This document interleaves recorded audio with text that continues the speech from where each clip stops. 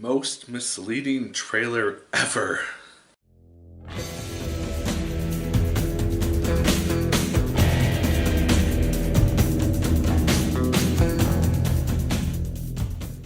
Hello once again, watchers of good movies. My name is Nick Pell and this is once again coming from my apartment. Now today we are going to be talking about the film Collateral Beauty. Now, this film stars Will Smith. He plays a father who has lost his child 2 years ago, a 6-year-old girl. We don't know how the kid died, but Will Smith's character is very depressed. He basically has no real drive to do anything anymore, and we see him at the beginning of this film very energized, very pepped up about his company, and just driven to be successful within this company. And then you just see like 3 years later, and he's just this depressed person, just building up stacks of dominoes and just knocking them over. And that's all he does. He rides his bike all over New York City. And goes to dog parks and just sits there, or else he just sits in the floor of his apartment and doesn't really do anything with his life. So naturally, his friends or his coworkers are very concerned about this. We have Edward Norton, Kate Winslet, and Michael Pena. These are the main coworkers, and they're also generally our main characters of this film as well.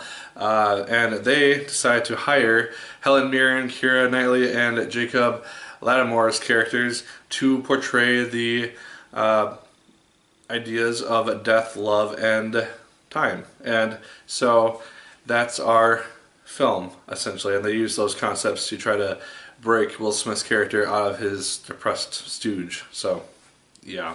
The performances in this film are actually really, really good. I had no real issues with any of those aspects of the movie. I thought Will Smith actually did a very good job in that part of the film.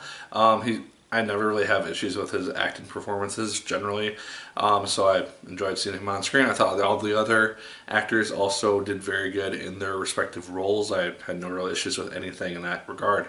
The music is also very, very good in this film. I really enjoy just hearing these really epic sounding, for lack of a better term, really just loud pieces which are being portrayed and played over these really expressive scenes, and especially towards the end. I thought the score that they used for this film was actually really, really good and really reflected the tone that the film was going for really well. It's also a very interesting concept, and I think that the idea that this film was going for was actually quite unique and interesting, because you have a guy who's very depressed. He has an obsession of sorts with these three tiers of life: time, death, and love. And then the entities personifying those things come and visit him and try to console him and show him why these things are important in his life and why he cannot live without them. That would have been a very, very cool thing to see, and see these three entities kind of react off each other, kind of like the three fairy god parents or whatever they were in Cinderella. You know, there's like three fairies that did the different color magic and stuff. I think that would have been really interesting to see if they had actually been the actual versions of love, time, and death. Just see them play off of each other, and maybe like love and death don't really get along in time. She's kind of like this wise person or something. That would have been really interesting, and seeing Will Smith have to like cope with like dealing with all three of these entities trying to influence him. But no. Instead, like I said, the trailer for this film is extremely misleading, because it implied, at least nothing that I saw, the multiple times I saw this trailer in theaters, that it was actors, like people in the film being actors, portraying these people. I was under the impression that it was the actual personification of death, love, and time. And it's not at all in any regard. It's just, it bugged me in that regard, because it doesn't use the concept really as well as it could have been. It would have made it a lot more unrealistic, but it would have made the film a lot more interesting and a lot more fun to see what they would have actually tried to do with those characters and see how they personified them. And I just feel like the film missed out on a huge opportunity by doing that.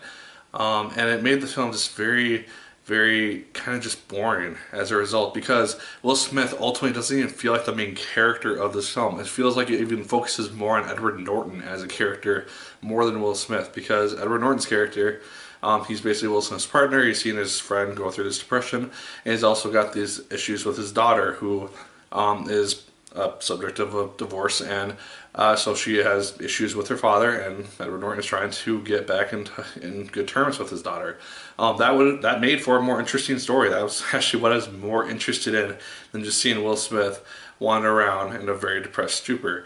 I mean, yes, there are movies which do that concept really, really well, and more power to them, but I just wasn't able to really grasp onto Will Smith's story as much as I was really hoping I would. I felt like, again, Edward Norton's story and even Michael Pena's story to an extent were a lot more interesting than Will Smith was as a character. And then the three actors who portray Death, Love, and Time, we have, again, Helen Mirren, Keira Knightley, and Jacob Latimore.